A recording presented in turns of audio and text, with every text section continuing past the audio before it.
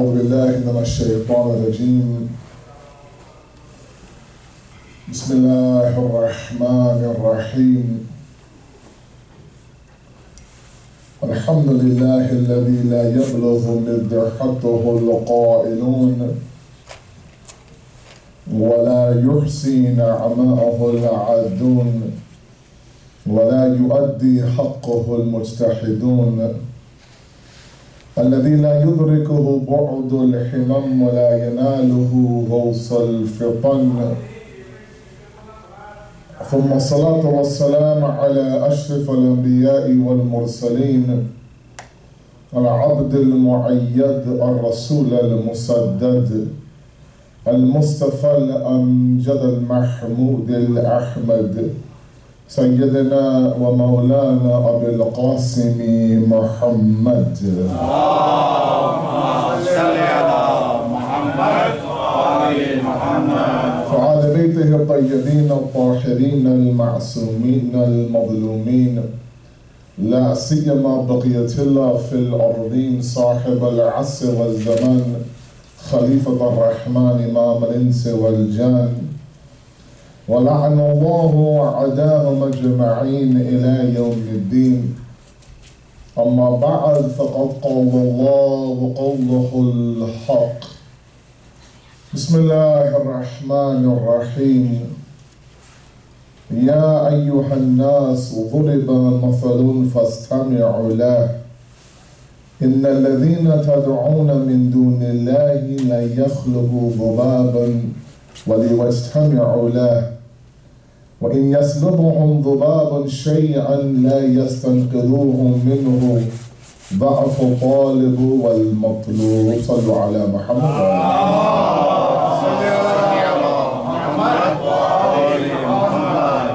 The concept of absolute submission has been our topic. Tonight is lecture number 2.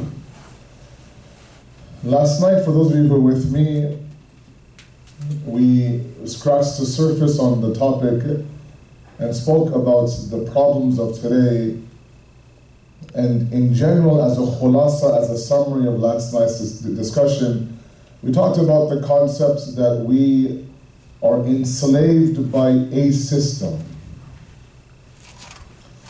You cannot run from the idea that we are enslaved by somebody or some system. And I mentioned that the notion that we are masterless is a notion that's false. The Quran talks about and compares an individual who's mastered by one as opposed to one who's mastered by many. It doesn't even entertain the idea that you are a completely free individual.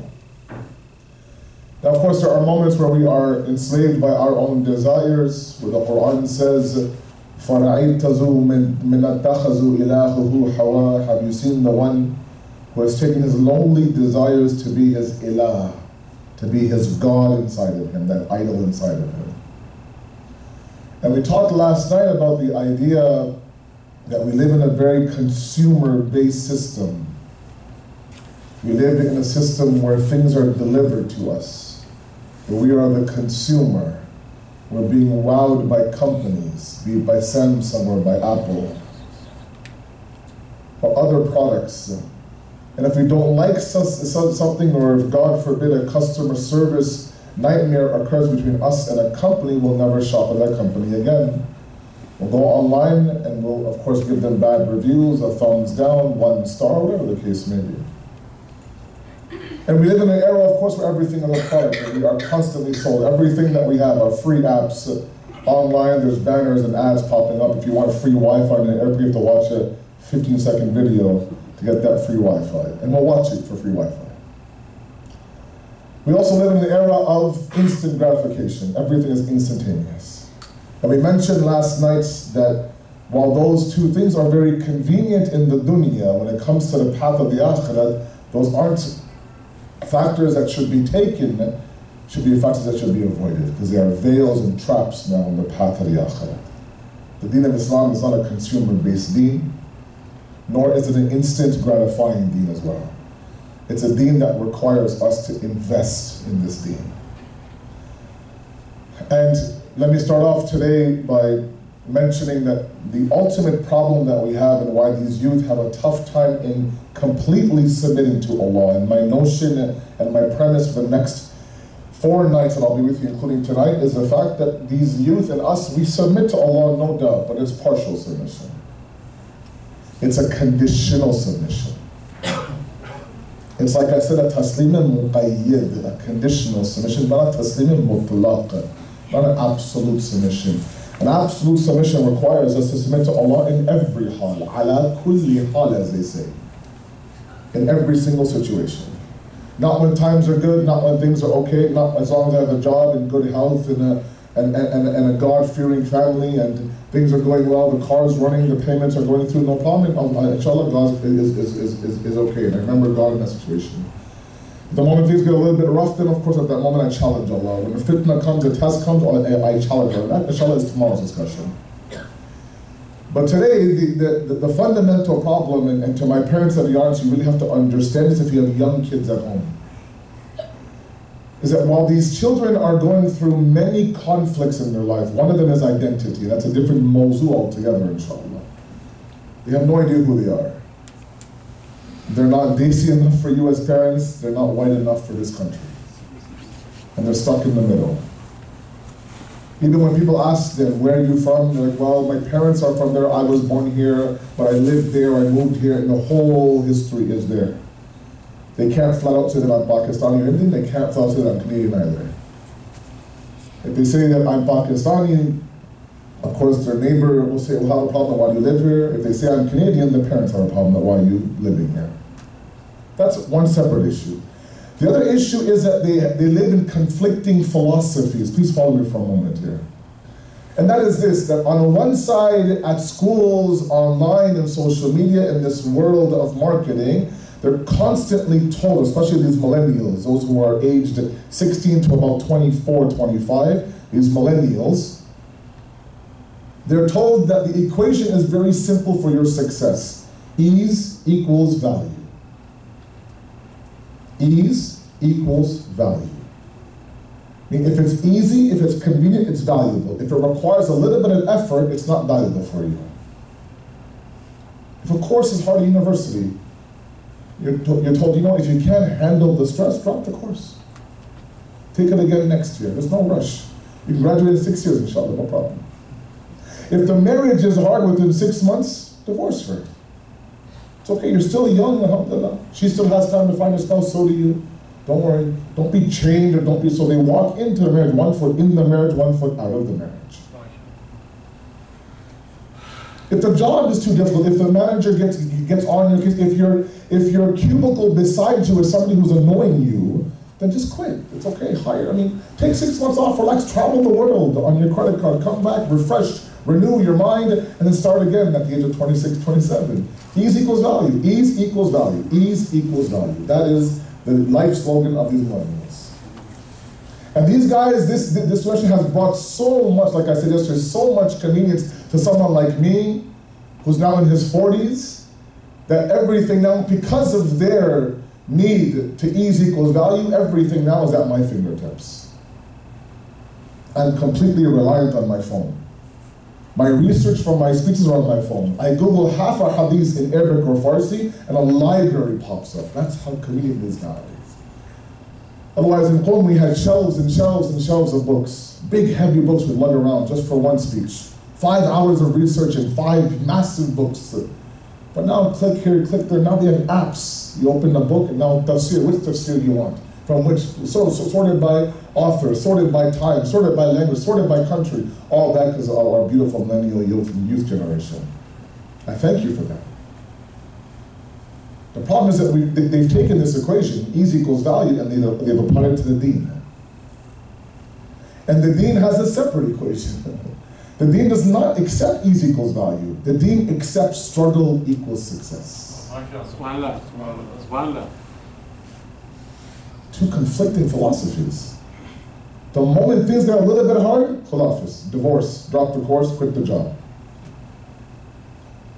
Right? If the car's brakes are no good, trade it in. It's on the lease, it doesn't matter. Go to leasebuster.com and find some other bachara and give him that car. Let him take over your lease. Go and get a nice 2018 Civic, Accord, Camry, whatever the case may be. And lease it, alhamdulillah, put on credit card, make your payments, don't worry. But don't drive a car that sounds weird on the highway. Back in my day, we just turn the radio up and drown out the sound and keep going until it stops on its own. But the deen says no, everything is struggle. Everything is struggle. Bismillah ar-Rahman ar-Rahim. Ya ayyuha alladhina amanu ittaqullaha wabtaghu ilayhi al-wasilata wa jahidu fi sabilihi la'allakum tuflihun. So in a very clear verse, very famous verse. If you want to be included amongst those who are successful, three things: piety, seeking Allah through an intermediate means, a wasila. It's a very Shia ayat, mashallah. Number three is jahidu fi sabilihi, and struggle on this path. Our youth, either because people like me have presented the deen to you guys incorrectly, or your Sunday school teacher messed up somewhere, or perhaps you haven't quite digested what you have been told about the deen, but I think you believe that as long as I am ma'soom and infallible and perfect, I'm good. The moment I make a mistake, God doesn't want to hear from me, my parents are disappointed, and me on the member don't want to see you. Not the case. Allah does not want perfection from you, Allah wants a struggle from you. That's it, Allah wants a struggle from you.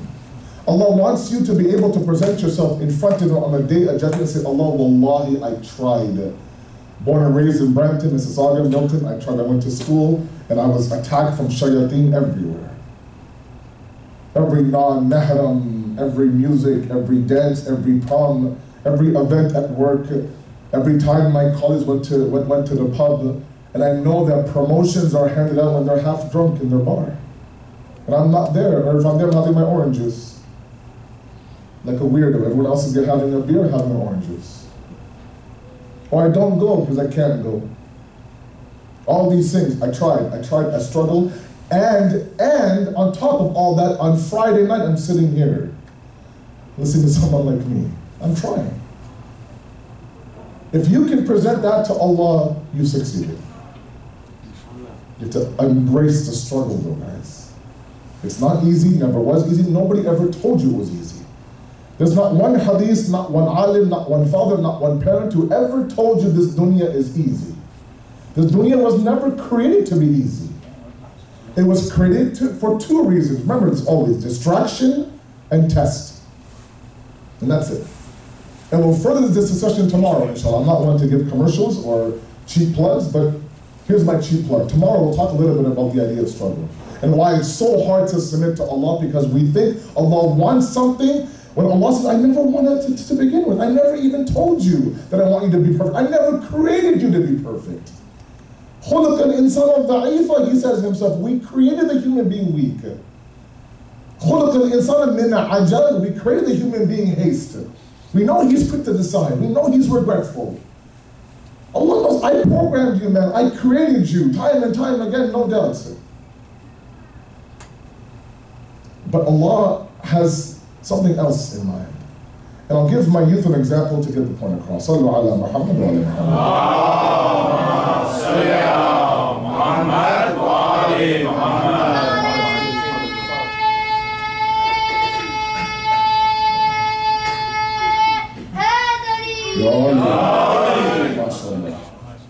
Example I gave last year at Bab al-Ilm, those who were with me, you forgot for sure, but I don't forget these things. The problem with this example is that I tell these young guys sitting in front of me how old I am without admitting my age. There came a time, guys, where we would buy a computer from Future Shop or from Best Buy, and it would come without any operating system in the actual computer. Nowadays, you buy a phone, you buy a Galaxy, you buy an iPhone, an iPad, everything's already loaded on there for you. The OS is already on there. If you turn on the phone and it's blank, you'll return the phone and say, this phone is broken. Everything's already preloaded for you guys. Back in my day, they had these huge 5¼ floppy disks. The big hole in the middle. You're laughing at me already. It's not nice. You bring the tower home, a big massive tower weighed like 800 pounds. A massive, massive monitor, 14 inches, was huge back then. And you would sit there and you would choose, you want a DOS-based system or a Windows-based system. That's like French to you guys nowadays. You'd plug in the actual thing, and for like 3 days it would load. 3 days. And you would sit there and wait until the operating system is loaded. Now, like I said, you buy a laptop, a tablet, a smartphone, a home desktop, everything is already there for you. You go online, you customize, you tell, let's say Dell.com, what software you want already preloaded. Office, Adobe, whatever the case. Follow the example, please, for a moment.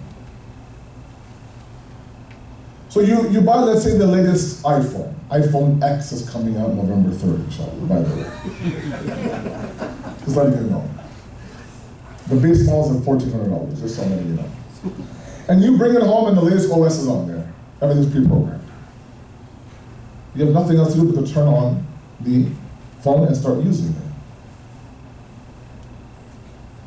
Every so often, Apple does what? Apple takes it upon itself to send you an update or send you a reminder, it's time to update your OS. Right? Just recently now they sent an update for OS 11. It's a horrible upgrade, by the way, don't do it.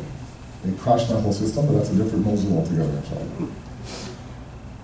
Allah subhanahu wa ta'ala also created us with our own operating system. فِطْرَةِ اللَّهِ الَّذِي فَطَرَ النَّاسَ عَلَيْهَا لَا تَبْدِيلَ لِخَلْقِ اللَّهِ. Allah says that with my fitrat, I created the fitrat of the insan. لَا تَبْدِيلَ لِخَلْقِ اللَّهِ. There's no change in the creation of Allah subhanahu wa ta'ala. What's a fitrat? A fitrat is the innate nature of the human being. There are some things that are innate inside of us. Every human being, brown, black, white, Muslim, non-Muslim, male, female, doesn't matter. Old or young. There are things that are innate inside of us. The love for justice, for example. The cry for the mazloom, for example. The love of a mother. That doesn't have a precondition of you being from a certain country, a certain age, a certain language. No, those things are innate. That's called our fitrat. That's given to us by Allah, the Prophet. It's a very clear verse. That His fitrat is there already. One of the things that we have inside of our fitrat is the need to worship something. The need to worship something that's higher. One thing, if you examine the history of mankind from the caveman eras to this supposed age of information, you'll notice one thing that's common is worship. Now, how the worship happened, how it happened, all that, of course, is beyond my discussion. But the fact that the human being felt the need to worship something tells us that it is innate inside of us. Now, people worship planets and suns and stars and moons and idols and themselves, like the Fir'aun and Namrud. Others during Nabi Ibrahim's time believed the sun to be God. Others during the time of Abu Sufyan, before the era of Islam in Jahiliyyah in Mecca, they of course would worship idols. Meaning the need to worship was so strong inside individuals, it would blind them from their intellect and what's logic. For example, I often say this, we have stories of individuals who would create idols out of edible material, food. They would create out of khajur, out of dates, for example. Worship that idol and then consume that idol, let's say, for a snack later on. Quite comical, quite foolish. But the need to worship something was so strong that even this idol that I made with my own head, I believed it to be my God itself. Now, the hope that Allah had was that we would tap into that fitrat and point that fitrat towards Him. Different discussion altogether. Some allowed it to happen, some didn't allow it to happen. But Apple once in a while sends us the update, and it tells us if we don't update it, certain apps won't work. You can't move on, let's say, for example. So it almost forces you to keep this updated and upgraded. Also, look, I've given you the operating system of Tawheed inside of you. From the day that you came out of the mother's womb, your cry, Hadith said, is a cry of La ilaha illallah. It's a cry. Hadith flat out said. The first cry of the child. Doctors will say, oh, it's thirsty, it's hungry. Allah says it's a cry of Tawheed. Now what that means, again, different discussion, not my topic. But we have an operating system inside of us that makes us believe in Allah. The difference is that while Apple sends the updates constantly to us and forces us, Allah says the upgrading part is up to you. It's up to you. You have to constantly update and upgrade yourself. If that means that you apply the Tawheed of 2017 inside Milton as opposed to the Tawheed of 1945 in Karachi, then so be it. Now the question I have for myself, and maybe for all of you, is when's the last time I updated my operating system of Tawheed? When's my last upgrade? A book, a speech, a discussion, a debate, a question to an alim. All of this included in the discussion on submission to Allah. We can't submit to an Allah that with all due respect, is outdated inside of us. The deen is a constant deen of mutaharrik, is a constant deen of movement. And that movement requires us to constantly be updated inside of us. Now Allah in His beautiful way, and I'll get to the verse that I read for you in the khutbah for Surah Hajj in a moment. It's one of the most beautiful verses I have ever read, and I'll break it down for you inshallah, time permitting. That some of these verses are heartbreaking for me because Allah is almost saying to us, what more do I need to do for you to understand, to not submit to anything else out there, but submit to me? What more do you want from me? And the problem is this, and I've explained this wherever I go, up and down North America, wherever I go, I make this point, and I'll make it here as well. And this point is for those parents in the audience who have small kids. If you are a teacher at Sunday school, if you're anybody who has any influence on any child who's less than 10 or even less than 12, please listen very carefully. We have presented Allah to be nothing but the bad cop inside of our homes. If you don't clean your room, Allah will punish you. If you don't pray namaz, Allah will punish you. If you don't finish your vegetables, Allah will punish you. If you don't come to the majlis, Allah won't be happy with you.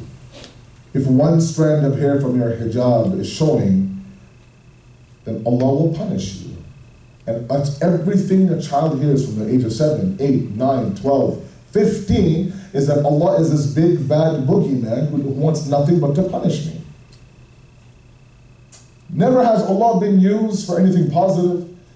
We as parents use Allah to get things done for us. Allah's watching, Allah's watching, Allah's watching. Now when the child turns 17, 18, 19 years old and you're asked to come and pray namaz, like forget it. I'm not praying to a God who you have presented to me as this boogeyman, God forbid. Now I'm a grown man, I can make my decisions. And oh, by the way, Allah loves you. Yeah, right, He loves me. If He loved me, He wouldn't punish me for everything that I do. So let's be very careful. Let's flip the script. Let's say Allah loves those who keep their room clean. Allah loves those who is modest in their hijab. As opposed to say, finish your food, otherwise Allah will punish you. So you know that ice cream that you're eating, you know how sweet it is? You know who made it that sweet? Allah made it that sweet. Like, oh wow, every bite, you know, subhanAllah, subhanAllah, subhanAllah. This is great Rocky Road ice cream. But we present Allah to be this person who's the bad cop inside of our home, and then we're shocked when my 18-year-old walks away from God. Why would he walk towards Allah? His image of Allah is, like I said, this bad cop who wants nothing to do but punish me. But Allah Himself says, مَا يَفْعَلُ اللَّهُ بِعَذَابِكُمْ. What would Allah gain from punishing you? Why would Allah want to punish you? Meaning, I did not create you, Allah says, to punish you. I created you to constantly be merciful towards you. And when is it that you called upon with a sincere heart and I didn't answer you? Tell me one time that I haven't hidden your sins from your parents, from your friends, from your community members. When have I given you respect and you know you don't deserve that respect, but because of my love for you, I elevated you in the eyes of the people? When a hadith al-Qudsi says, if they know about you what I know about you, Allah says, they won't say salam to you. And still we question, should I not submit to Allah? Should I get up for Fajr? Should I fast the 18-hour in the heat of Toronto? Should I give my khums or not? Is it beneficial? Does the deen need to change in 2017, mashallah? Is hijab now an outdated system? What if I shake her hand and get the job and say sorry later to Allah? At least I got the job. I got dunya and akhirat, mashallah. All these things are what this bold generation now talks about. Let me share with you one story, one of my favorite stories I share. And I want all of you to leave tonight thinking to yourself that Allah deserves, not that He needs, but He deserves my complete submission. Nobody else does. And when I present the ayat for inshallah, you'll feel the pain of Allah. If Allah can feel pain, this verse reflects that pain, inshallah. Sallu ala Muhammad wa ala Muhammad. Allahumma salli ala Muhammad wa ala Muhammad. Can we move, please, just a little bit forward if you don't mind, together, side by side, mind, body, and soul, inshallah. Thank you. Allahumma salli ala Muhammad wa ala Muhammad. Allahumma salli ala Muhammad wa ala Muhammad. Inshallah, my dream one day is to find walls that don't have any youth on them. That's my dream, inshallah. One day, someday, inshallah, we'll find walls that don't have any youth leaning on them. Good Jawan youth who are in their teens, who are leaning against a wall that they've worked an 8-hour day and they're dead tired. May Allah bless them, inshallah. They still don't get the message. Sallu ala Muhammad wa ala Muhammad. Allahumma salli ala Muhammad wa ala Muhammad. No, you're okay. You run that wall. You're okay. Stay where you are. Sallu ala Muhammad wa ala Muhammad. Allahumma salli ala Muhammad wa ala Muhammad. The story is during the time of Nabi Musa. Nabi Musa is leading his caravan away from the clutches of Fir'aun, and they end up in the desert. And they end up in the area of immense droughts. It hasn't rained in a few days in their journey. And the elders of the qafila, of the caravan, approached Nabi Musa and said, perhaps we should collectively pray for rain. We're in desperate need of water. And Musa agrees. Okay. They collectively, as a jama'ah, they pray for rain. And the story says that as he's praying for rain, as they're collectively praying for rain, there are moments where the clouds come together almost as if there's going to be a downpour any second now, and the clouds then part, and the drought then, of course, intensifies. It's happened several times. Until Nabi Musa says, Ya Allah, I'm asking you for rain. These people are khulus, sincere, they're asking you for rain. Why he comes down to Musa, Musa, inside your qafla is a man. It's a very famous story. It's a man who has sinned against me for 40 years. Until he forgives, until he asks for my forgiveness, I will not bless you with rain. It's possible that sometimes in the Jamaat, one person gets our answers, our du'as answered, and sometimes our du'as blocked as well, God forbid. Now, of course, when Musa announces the entire qafla, there is somebody amongst you that has been sinning against Allah for 40 years. Unless you come forward and confess, or at least ask Allah for forgiveness, we will not be blessed with rain. It's a very awkward announcement. It's like sometimes, you know, if I'm sitting here, this is the example I've given before, I'm sitting here and I get a little bit of a paper, let's say, Wajahid Bhai comes and slips me a piece of paper. And the paper says, you know, Honda Accord, XYZ 123, you're blocking the entire driveway. Okay, 40 cars can't get out because of you for some reason. Please go move your car. Now the owner of the car has two choices, right? The first choice is that he gets up and he walks that long walk of shame to the exit door. Everyone stares at him and says, this guy can't even park his car properly, look at him. Or he looks around and says, I wonder whose car that is. Two choices. That's somebody who parked incorrectly. This is a man who what? Who sinned against Allah for 40 years. Very difficult. The man responsible for the sinning now begins to converse with Allah inside the heart of his hearts. Says, Ya Allah, you know it's me, I know it's me. I beg you to accept my forgiveness. I've wronged you. I've wronged you continuously. With the softest of hearts, I'm coming to you. This conversation happens now. Musa's still waiting in the qaflas. An eerie, awkward silence across the entire majma is there, the entire crowd. Within minutes now, the clouds come together and downpour begins. Takbir is Allah, everyone's excited, I can't wait. Nabi Musa is confused. He says, Ya Allah, no one came forward.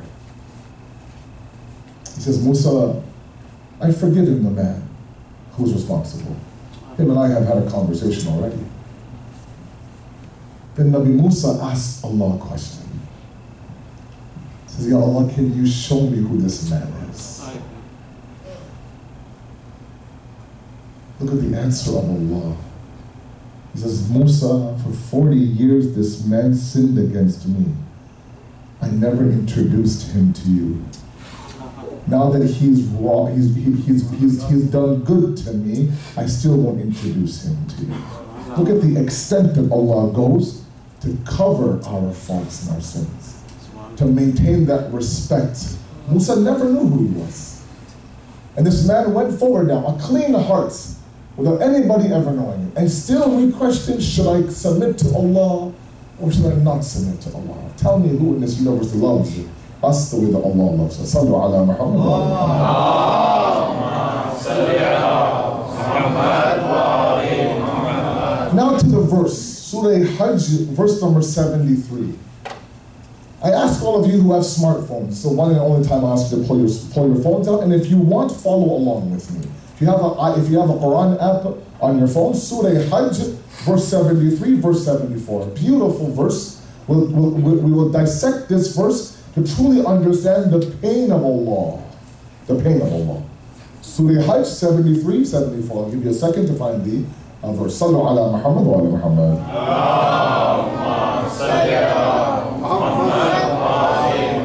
So long as you don't Snapchat and Instagram, I'm good. Stay with me, inshallah. The verse starts off by saying, Ya ayyuhan nas, O mankind. You should know, and all of you do know, alhamdulillah, that sometimes Allah's mukhatab, Allah's audience is a general audience or a specific audience. Ya ayyuhal ladhina amanu. It's a khas few. Ya ahle kitab, ya bani adama, ya ayyuhan nas. And depending on who he's talking to, the message also, of course, corresponds to who he's talking to. This one is for all of mankind. It's a general one. Ya ayyuhan nas, dhuriba mathalun fastami'u lahu. An example has been set forward. An example. Does not mention whose example it is. Doesn't mention who brought the example forward. Doesn't mention any of that. And there's immense wisdom behind that alone, the very first portion of the verse. Because in other areas, in Surah Tahrim, for example, Allah says what? ضَرَبَ اللَّهُ مَثَلًا الَّذِينَ آمَنُوا. Allah has brought forward an example for those who have iman. But here there's no Allah mentioned. Why? An example has been set, a parable has been set that I'm about to describe to you. It's not important who said it, it's important what's being said. Allah knows that in Nas, in Ya Ayyuhan Nas, there are the Munafiqeen, the Kuffar, the Mushrikeen, the Mu'mineen. And the moment that they hear Allah's example, then those who don't believe in Allah will close their ears. Sometimes, it's human nature that before a speaker even opens up his mouth, we've already convinced ourselves that we'll listen to him or we're not listening. Like if somebody was to walk in the door and see me sitting here, you're like, oh great, this guy. And so now I have to sit here for 45 minutes, pretend like I'm listening, but really nothing's going through. I know him, I don't like him, it's English, it's a weird language, I don't like it. Or you walk in and an alim that you love, mashallah, so you come and sit right in the front and you're glued to the alim, and every word that he says, you're hanging on him. Why? Because you know that whatever he says is beneficial for me. You've already made up your mind before you even left the house that I'm going to go and listen to this individual. Before I even uttered a word, you've already made up your mind. The ayat says, it's not important who said it. It's just an example. Allah says, if I mention my name, a lot of these nas will close their ears altogether. فَاسْتَمِعُوا لَا. Listen very carefully. In the world of fiqh, a lot of our youth ask us that a lot of this music that they play in malls and restaurants, we're sitting there eating at a restaurant, it's halal food, but there's music blasting. Or we're shopping in the mall, but there's music in the mall. What do we do about that music? Is it haram? Are we okay? Or do we go to the manager and say, look, I'm here for 2 hours, can you shut off the mall music while I shop? And turn it back on. He'll throw you out of the mall, right?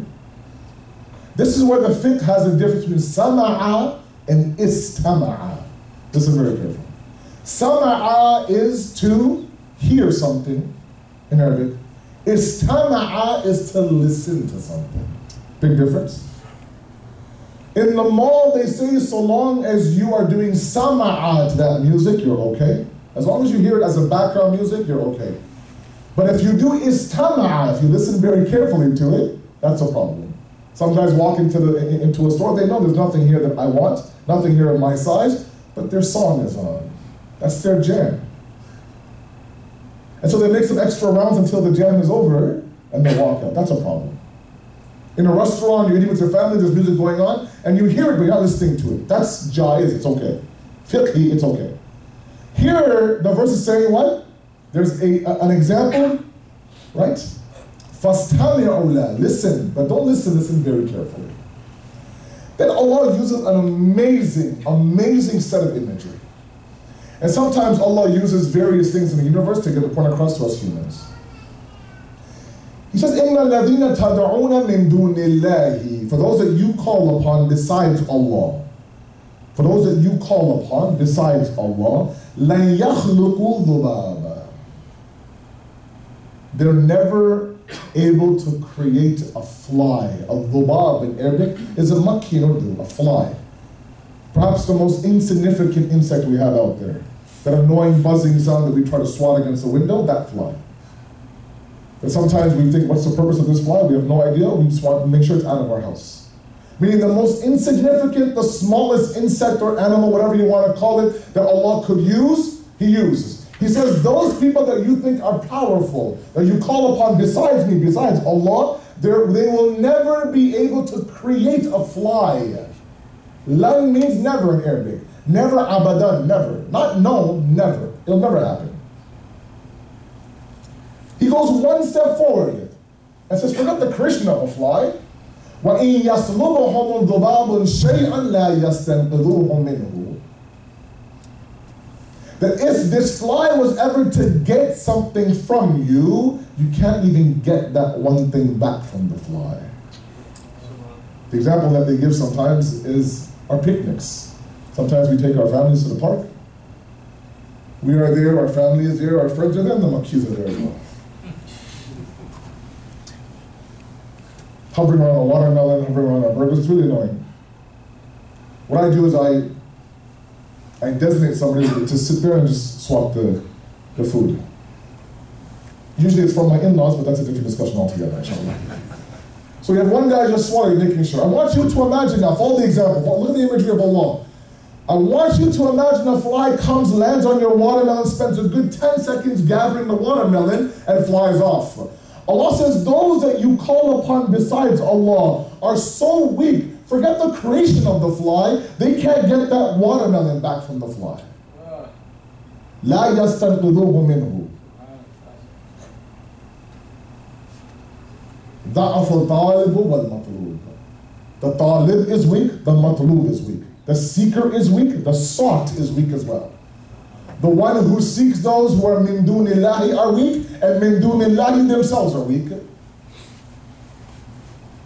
And in the very next verse, this is where Allah's tragedy comes. It says, مَا قَدْرَ اللَّهُ حَقَّ قَدْرِهِ إِنَّ اللَّهَ لَقَوِيٌّ عَزِيزٌ. The reality is they have not given Allah His qadr, what He deserves.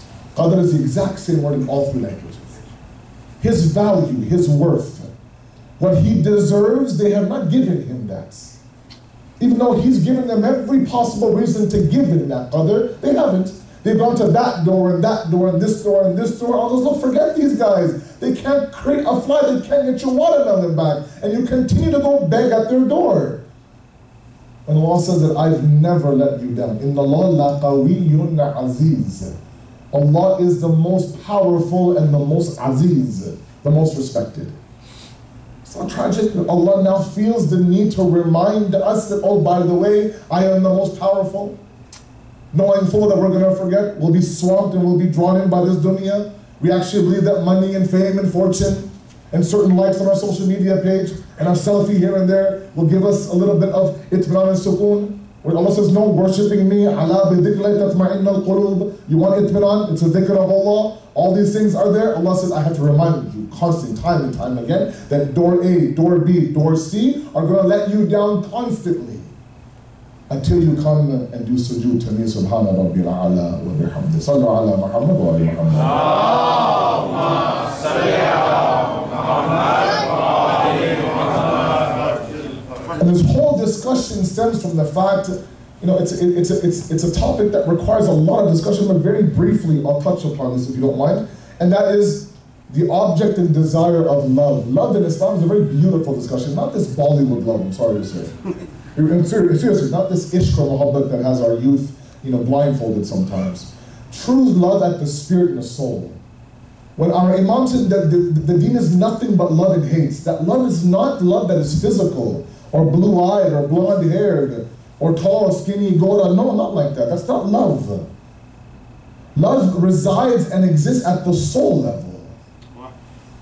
Right? The Urafa have labeled love in 3 different categories very quickly. One is that mahbub asli, that mahbub ghayr haqiqi, that mahbub majazi. Very quickly. The actual love, or beloved, the fake beloved, and the virtual beloved, for lack of a better translation.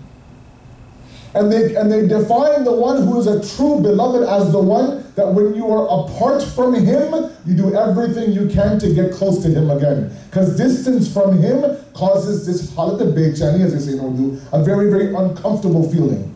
That without my beloved, I'm not right, I'm incomplete, I'm not whole. I'm very, very stressed.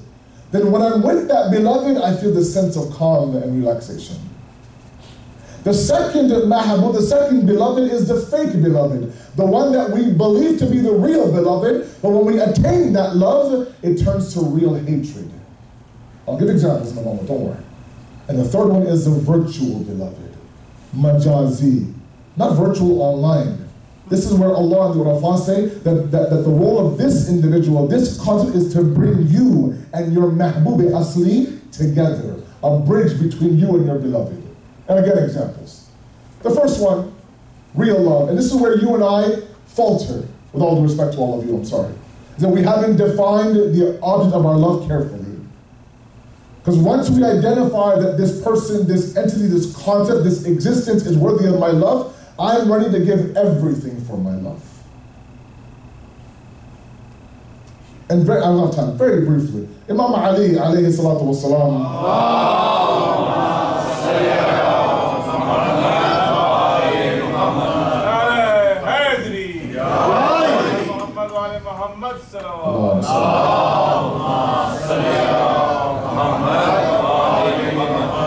He says very famously in Dua Kumel that we recite every Thursday night, a very beautiful irfanic line.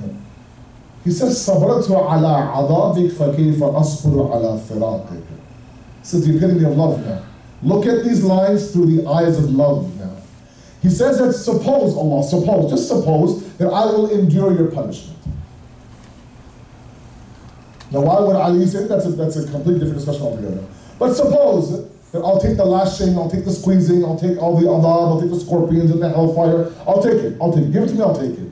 فَكَيْفُ أَصْبُرُ عَلَى فِرَاقِكَ. How do you expect me to endure separation from you? Meaning to me, the hellfire, to Ali, the hellfire is not scorpions or castles or hells upon hell, upon fire, no. His hellfire is separation between him and Allah subhanahu wa ta'ala. Why? Because Ali has defined him to be his ultimate mahbub. He is that beloved. I love everything because of Allah subhanahu wa ta'ala. Any distance between me and Allah is this uncomfortable nature where I can't bardash it now. I can't tolerate it. I have to go close to him. That's why in the same dua he says, if you put me in the hellfire, from the hellfire I'll call out, Ayna ya wali al-mu'mineen. Where are you, O friend of the believers? Meaning I will not stop praising you, even if you put me beside those who are your staunch enemies. That's love. That's that mahbub asli that we want. The second one is the fake love that sometimes people like me fall into, where we actually believe if I attain this, everything will be good. I'll give you one example. Money. Sometimes we think that we attain a certain level of income, a certain income bracket, a certain amount of zeros every second week, and everything will be okay. I don't have to worry about my mortgage payments. I can drive the car that I want. I can travel when I want. I can send my wife here. I can buy my wife this. I can buy my kids this. All these things are there once I get that income bracket, once I get that salary. And then you get that salary, you work very hard. You see that extra zero. The payments are flowing in and flowing out, no problem. But with that money comes a whole different set of problems.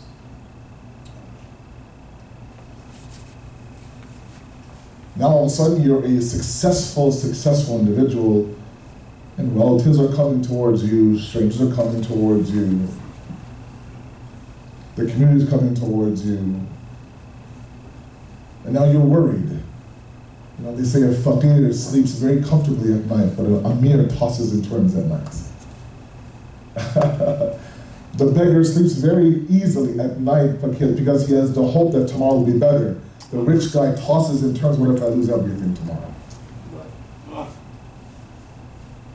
And we've identified that money to be what? Our mahbub asli, our actual beloved. Until we attain that love, and now, you know what? I'd rather be poor, struggling, than have this wealth right now. It's a curse on me. That's that fake love, where we actually have falsely identified that love.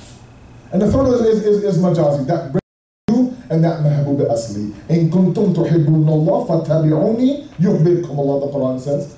That tell them, oh Muhammad, if you claim to love Allah, then follow me. Follow who? Ya Rasulullah, follow the Holy Prophet. Once you follow the Holy Prophet, you become yuhbibkum Allah, a mahbub of Allah subhanahu wa ta'ala. Meaning what? The Holy Prophet now is a bridge between you and your mahbub asli. He connects you with Allah subhanahu wa ta'ala. In ensuring that we're not those who do what? إِنَّ الَّذِينَ تَدْعُونَ مِن دُونِ اللَّهِ, who go towards those who are other than Allah, who can't even create a fly. And the watermelon idea, to ensure that we don't go there, we must ensure that Allah is the object of our love. And like I said in the beginning, He's given us every reason to do that. What hasn't He done for you?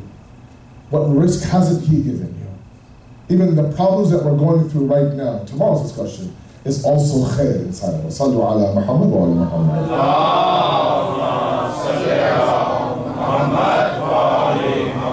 Sallallahu alayka ya Aba Abdullah. Assalamu alayka ya Mabdaloom. The days of Safar are continuing.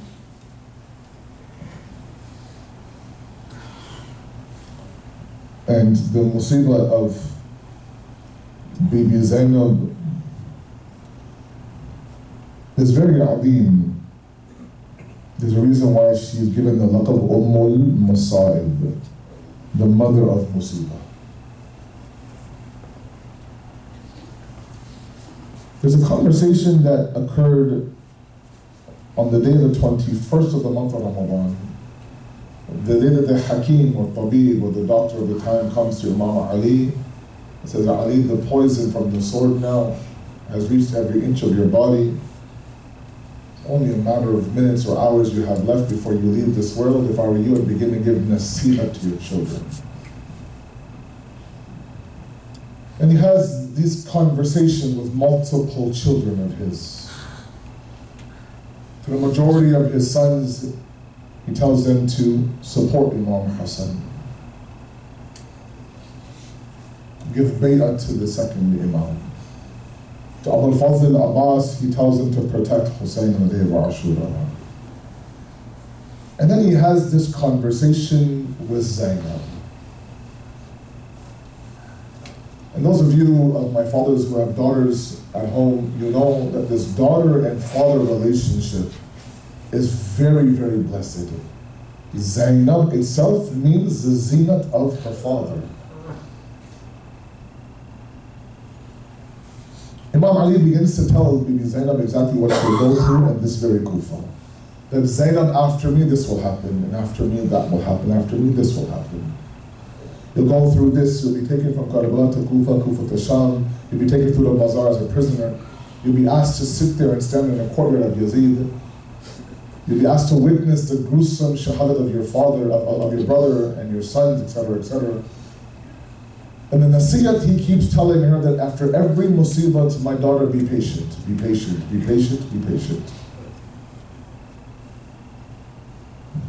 Bibi Zainab is listening to her father. I don't know how she's listening to her father. Here she's watching her father in front of her eyes die and leave this world. On top of that, this news that what will befall upon her in the next few years, she's asked to be patient. Baba, I'll be patient. Baba, I'll be patient. Baba, I'll be patient.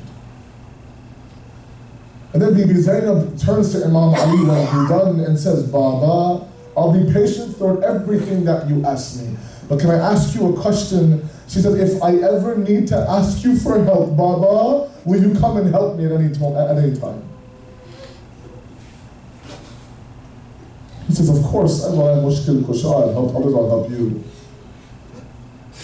So tonight, my brothers and my sisters, let's examine where is it that Bibi Zainab asked Imam Ali for help. She leaves Medina 28th of Rajab. The Safar Imam Hussein begins. Her entire qafla is there. With the grandest and grandest of moments, announcement is made that you are to lower your heads, the daughter of Fatimah is coming out. Zainab comes out and there for istiqbal, to welcome her, to mount her onto the horse. Qasim is there, Ali Akbar is there, Awla Muhammad are there, Abbas is there, Hussein comes forward. And the grandest and grandest of styles, all of them collectively mount this beautiful daughter of Fatimah onto the camel. And why is that important? Because that same Zainab on the 11th of Muharram, when now she's moving towards the Kufa and Sham, there comes a moment where Kulthum is standing there, and Zainab is standing there. Zainab says, Kulthum, I'll mount you. Say, no, I'll mount you. And they go back and forth. Zainab mounts Kulthum on the horse, and there stands the daughter of Fatimah all by herself. And my heart tells me that she went back to that moment in Medina when all of her warriors were there one by one, welcoming her. But this is after Ashura now. Akbar is gone, Qasim is gone, all of Muhammad are gone. It's at that moment where the book said that she didn't call Ola Muhammad for help, didn't call Hussein for help. She turned towards Furat and she called for Abbas. But she didn't ask her Baba for help. Ola Muhammad's bodies are brought back to the khayma. Everyone's waiting to see Bibi Zainab's reaction. Bibi Zainab walks out of the khayma. She kneels down, one hand on On, one hand on Muhammad, into sujood. Ya Allah, taqabbal minni hada qurban. Accept this qurban, Allah. But she doesn't ask Baba for help. Ali Akbar is brought back to the khayma. This is Ali Akbar that she raised with her own hands. The Barchi there, she's watching her Hussein's bent being back further and further and further. She cries out, but she doesn't ask Baba for help. Dil Zainabiyya, 70 steps of Asri Ashur, screaming at Umar bin Saad. Umar bin Saad, this is Hussein. She doesn't ask Baba for help. This qafla goes towards Kufa and Sham. She doesn't ask Baba for help. Qasim and Shaheed doesn't ask Baba for help. Abbas's arms doesn't ask Baba for help.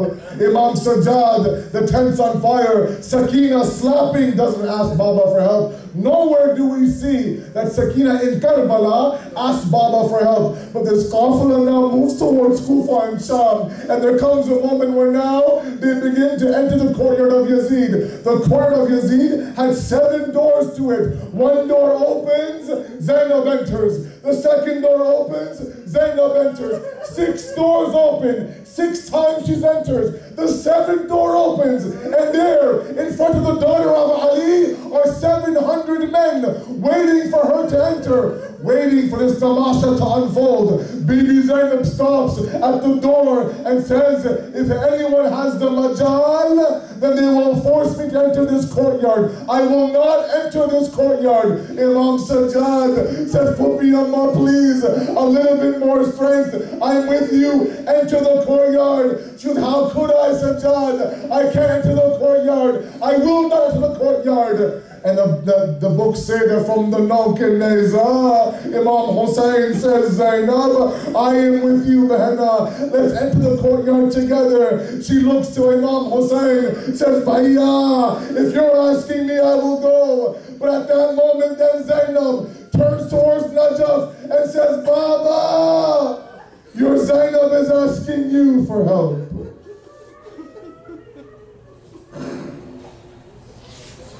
سيعلم الذين ظلموا أي منقلب ينقلبون إنا لله وإنا إليه راجعون